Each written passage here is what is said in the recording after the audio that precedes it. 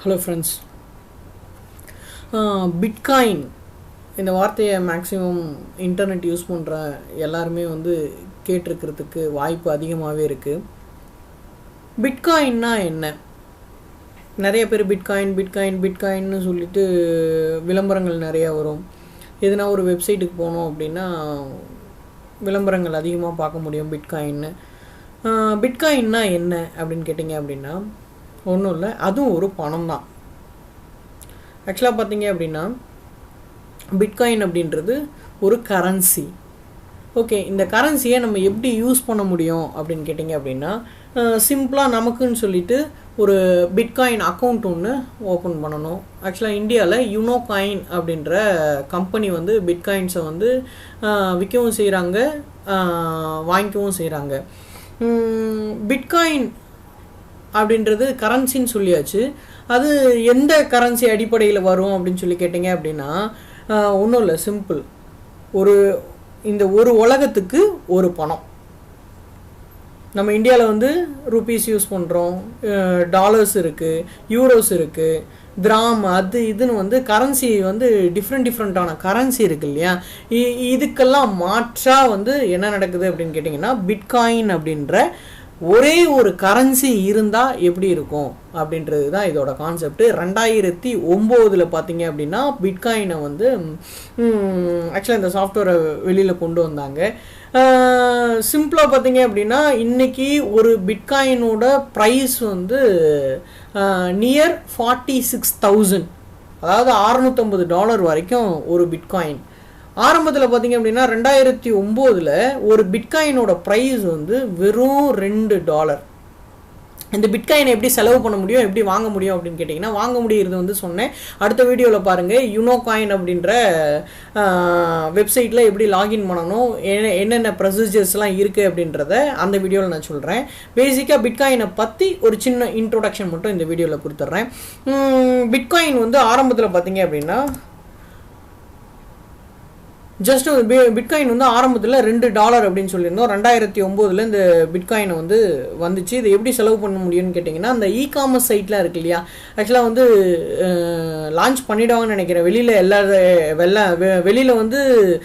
நிறைய இ-காமர்ஸ் சைட்டுக்கு bitcoin accept பண்ணுறாங்க.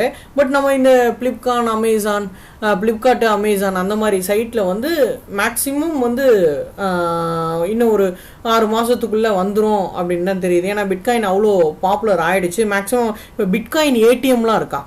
ஆக்சுவலாக வெளிநாட்டிலலாம் பார்த்தீங்கன்னா பிட்காயின் ஏடிஎம்லாம் இருக்கான். நீங்கள் இப்போ ஒரு ரெஸ்டாரண்ட் போகிறீங்க அப்படின்னா அந்த ரெஸ்டாரண்ட்டில் உங்களுக்கு தேவையானதை நீங்கள் சாப்பிட்டுட்டு உங்கள் மொபைலில் ஜஸ்ட் எவ்வளோ பிட்காயின் பே பண்ணணும் அப்படின்றத நம்ம கார்டு கொடுத்து ஸ்வைப் பண்ணுவோம் இல்லையா, அந்த மாதிரி பிட்காயினை நீங்கள் கொடுத்துட்டு வந்துடலாம். இப்போ ஒரு பிட்காயினோட ப்ரைஸ் என்னன்னு பாருங்கள்.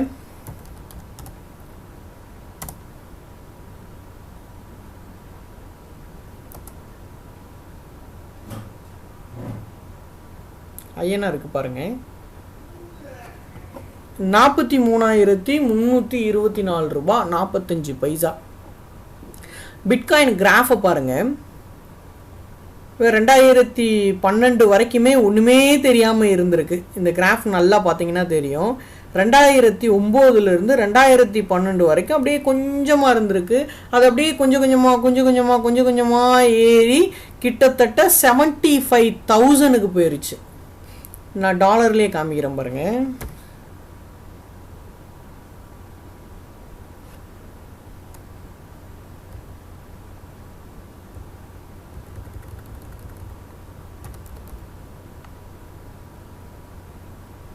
US dollar